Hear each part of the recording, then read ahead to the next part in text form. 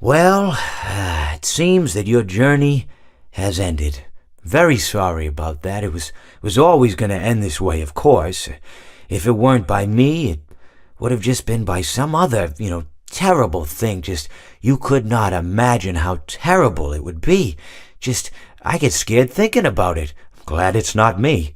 It reminds me of a time I was speaking to my good friend Orville. We were sitting on a park bench watching the pigeons. I was on the left, he was on the... Oh, wait, was I on the right or left? Anyways, it doesn't matter. We were sitting on there watching the pigeons. And I said to Orville, "Friend, those birds are frozen." And he kind of looked at me like I'd lost my mind. But I reminded him that it was winter, and often birds will sit in a tree until they freeze.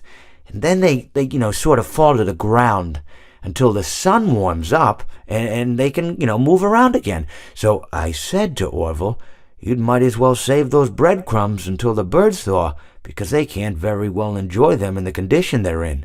To which he asked what I meant, and asking what condition the crumbs should be in before he threw them to the birds, assuming that I meant the birds couldn't enjoy the breadcrumbs in the condition that the crumbs were in, when in fact I had meant the birds could not enjoy them in the condition that the birds were in, considering that the birds were frozen. So he took a moment and then threw his last handful onto the ground. I said to him, "Orville, why did you throw the breadcrumbs to the birds when I just told you they're frozen?" To which he responded, "The breadcrumbs are not frozen." Again, misunderstanding my words. I didn't mean to say that the breadcrumbs were frozen when I said I told you they're frozen. I'd been referring to the birds. In hindsight, what I should have said was, and this would make perfect sense, "Why did you throw the breadcrumbs to the birds when the birds are frozen?" He misunderstood upon my correction, stating that he didn't know what else to do with the breadcrumbs, and that perhaps, when the birds thawed, they'd still be able to eat the crumbs. So I said to Orville, and this is what I said to him, I said, "Orville, the birds may be dead." It seems that you have met a horrible demise, my friend, but, these things happen in life. Life goes on. Not for you, obviously. You're dead. But it reminds me of a time I was having a conversation with my friend Orville. We were where were we? I think we were by the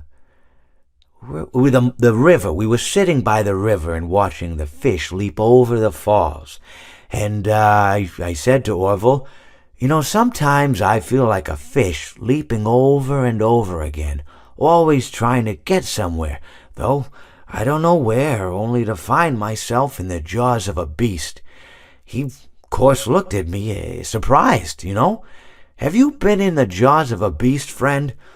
To which I said, "No, of course not, Orville." I said, No. I simply meant that life can seem like a relentless endeavor to overcome meaningless obstacles, only to meet an equally meaningless fate, regardless of your efforts, regardless of the obstacles you've passed. And